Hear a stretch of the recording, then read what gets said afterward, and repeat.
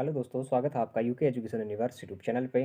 साथ ही दोस्तों, राजपाल सिंह सीरीज का साहित्य का जो सीरीज चल रहा था हमारा भाग 8 में फिर से आप लोगों का एक बार स्वागत है। दोस्तों, इससे पहले साहित्य के भाग 7 तक यानी कि 7 पार्ट इसके ख़त्म हो चुके हैं। आप लोगों ने यदि अगर निरंतर देखा होगा तो आप लोगों को काफ़ी हेल्प मिलने वाली है। यदि अगर आप लोगों ने राजपाल सिंह सीरीज अभी तक नहीं देखी है तो जो हमारी यूट्यूब पे राजपाल सिंह सीरीज है उसके लगभग 26 से 27 वीडियोज़ हमारी अपलोडेड हो चुकी हैं। प्लेलिस्ट का लिंक मैं डिस्क्रिप्शन बॉक्स पे दे दूंगा, आप लोग वहाँ से भी जाके वीडियो को देख सकते हैं। तो दोस्तों, आज का पहला क्वेश्चन है, आचार्य रामचंद्र शुक्ल ने किस कवि को कठिन काव्य का प्रेत कहा? तो दोस्तों, जो हमारे आचार्य रामचंद्र शुक्ल जी हैं उनके द्वारा किस कवि को कठिन काव्य का प्रेत कहा गया? भूषण को, पद्माकर को, देव या फिर केशव आपके पास ऑप्शन है। अगर मैं राइट आंसर की बात करूँ तो दोस्तों, हमारे जो केशव दास जी हैं इनको रामचंद्र शुक्ल जी के द्वारा क्या कहा गया? कठिन काव्य का प्रेत के रूप में भी जाना है। तो ऑप्शन नंबर जो डी है ये इसका राइट आंसर हो जाएगा। फिर देखिएगा, आचार्य रामचंद्र शुक्ल ने रीतिकाल का प्रवर्तक आचार्य किसे माना है? तो दोस्तों, रामचंद्र शुक्ल ने रीतिकाल का जो प्रवर्तक आचार्य माना है वो किसको माना है? मतीराम को, चिंतामणि को, बिहारी को या फिर आचार्य केशवदास जी को? अगर दोस्तों राइट आंसर की मैं बात करूं तो जो चिंतामणि जी हैं, चिंतामणि जी को जो हमारे रामचंद्र शुक्ल हैं इनके द्वारा रीतिकाल का प्रवर्तक आचार्य के रूप में माना गया है। ऑप्शन नंबर जो बी है ये इसका राइट आंसर होगा।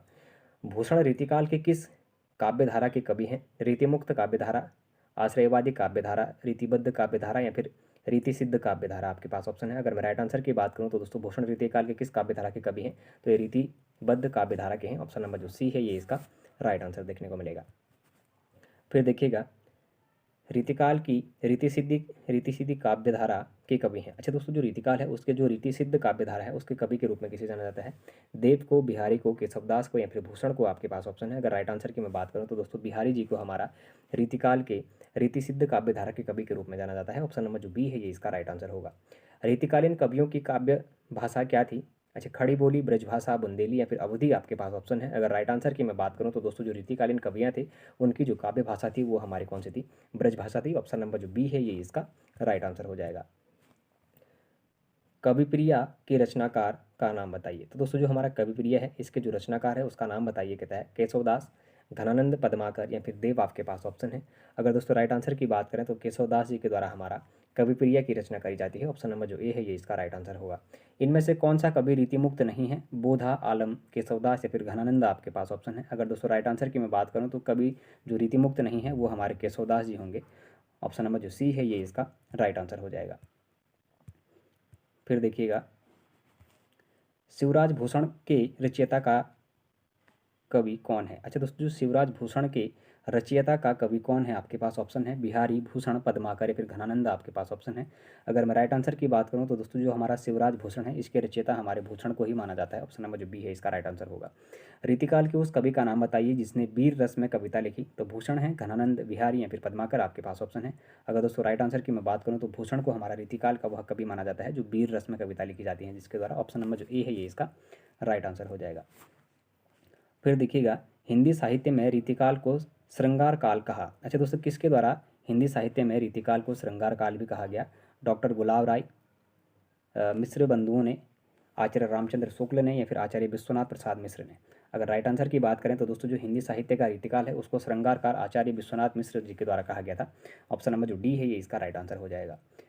दृग, उरुझत, टूटत कुटुंब, जरुत चतुर्चित प्रीति, यह कथन किसका है? तुलसीदास का, जयसी का, कबीर का या फिर बिहारी का? अगर राइट आंसर की बात करें तो दोस्तों, ये कथन हमारा बिहारी जी का देखने को मिलता है।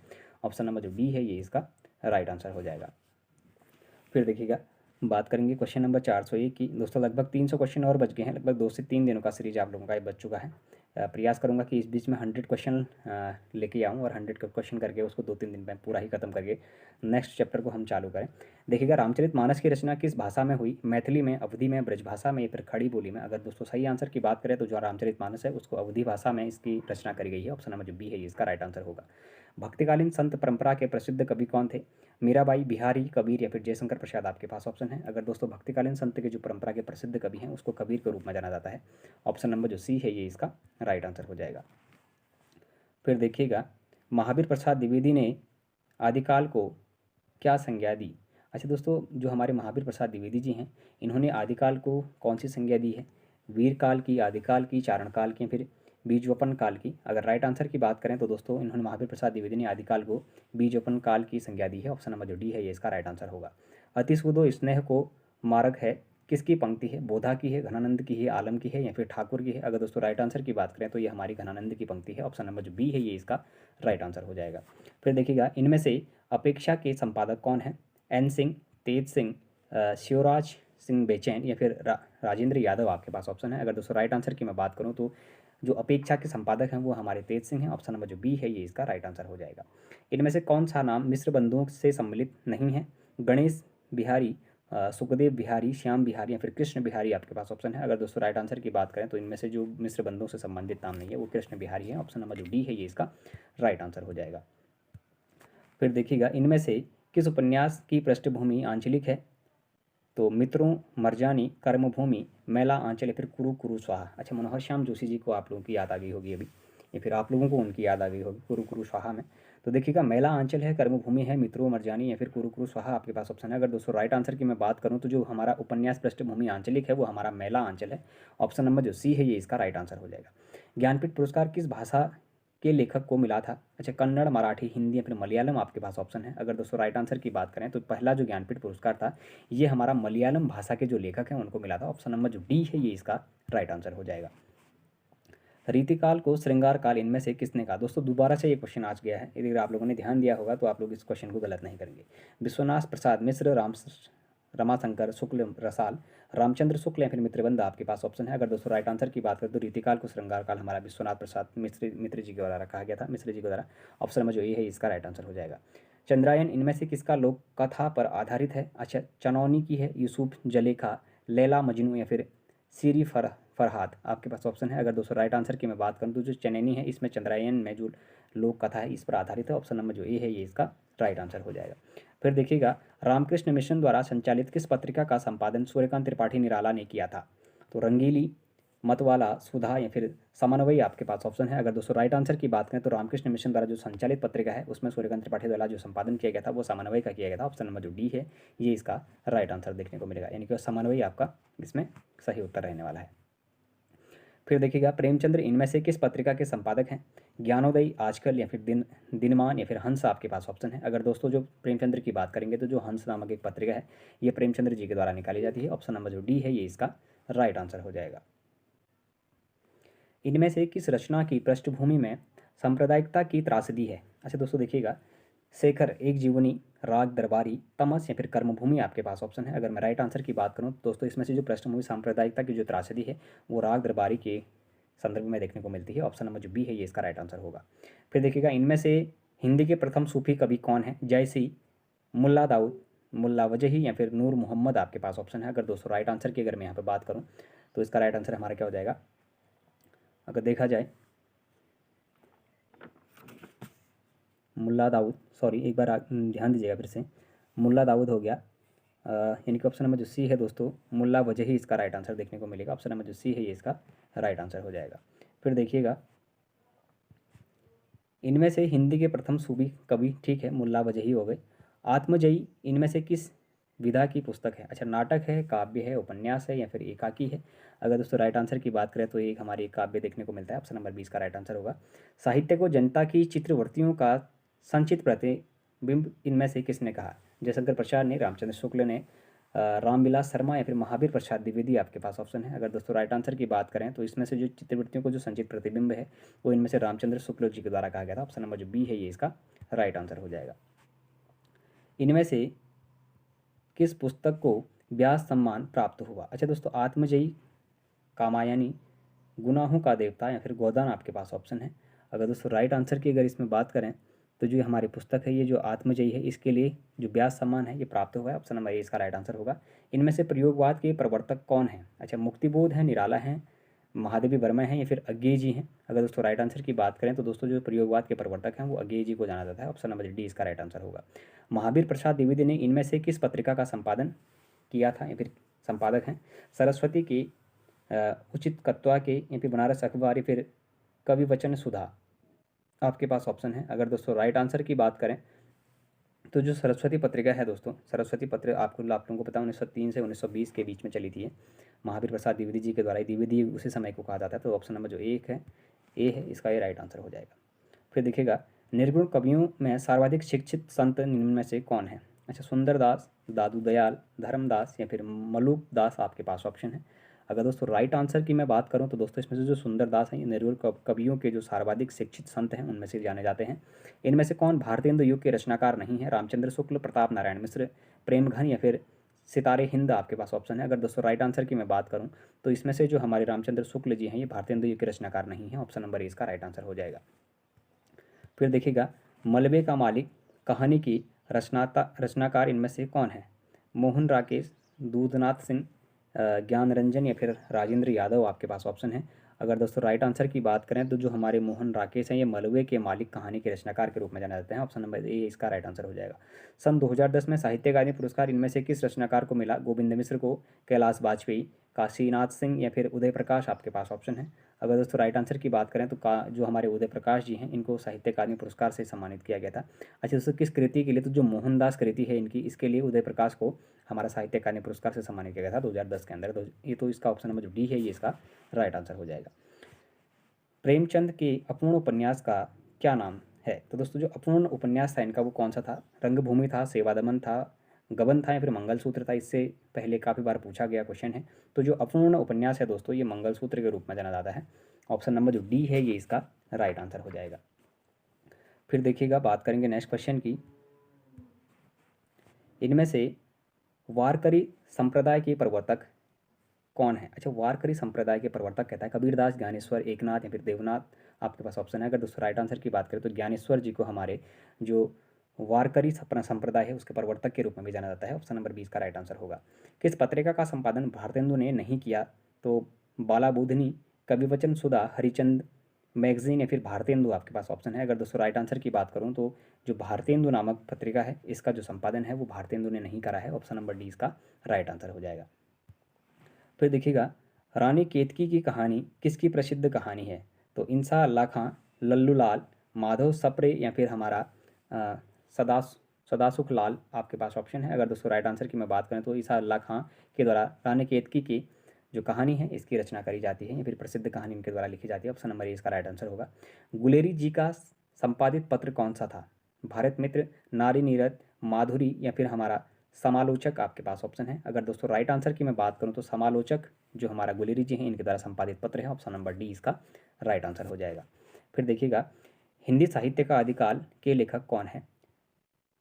नंदू नंदू दुलारे, वाजपेयी, हजारी प्रसाद द्विवेदी, रामचंद्र शुक्ल और रामस्वरूप चतुर्वेदी आपके पास ऑप्शन है।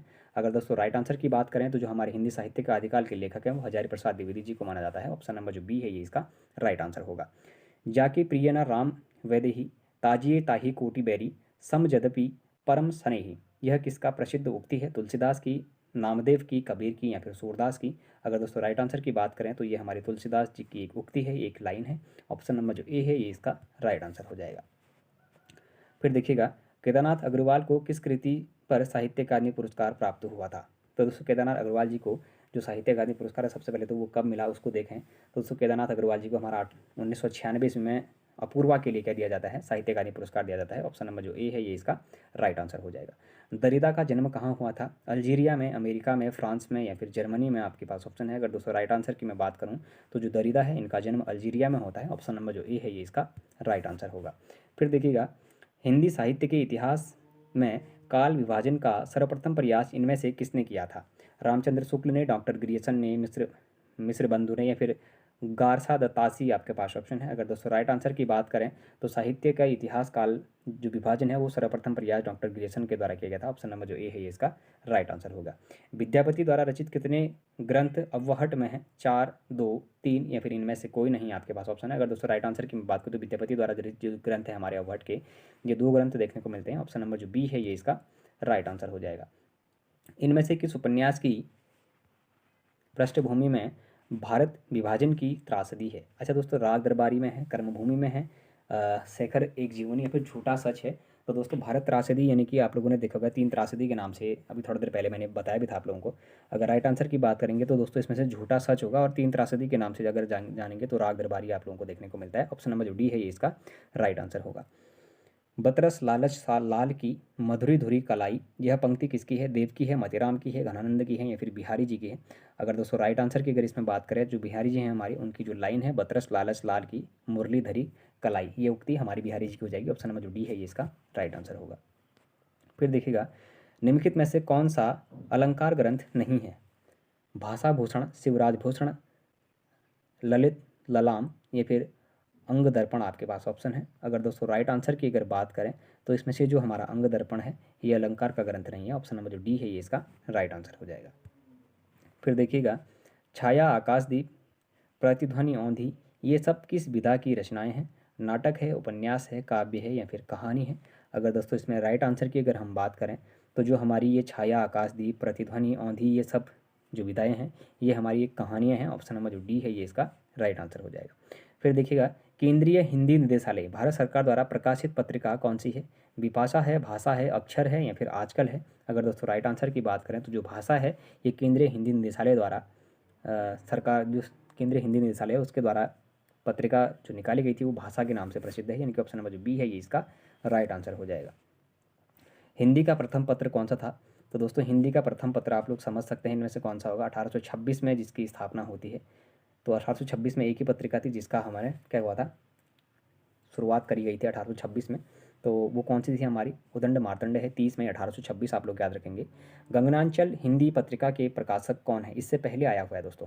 भारतीय भाषा परिषद, प्रकाशन विभाग, केंद्रीय हिंदी विभाग या फिर भारतीय सांस्कृतिक संबंध परिषद आपके पास ऑप्शन है। अगर राइट आंसर की बात करें तो भारतीय सांस्कृतिक संबंध जो परिषद है इसके ही द्वारा गगनांचल हिंदी पत्रिका का प्रकाशन किया जाता है। ऑप्शन नंबर जो डी है ये इसका राइट आंसर हो जाएगा।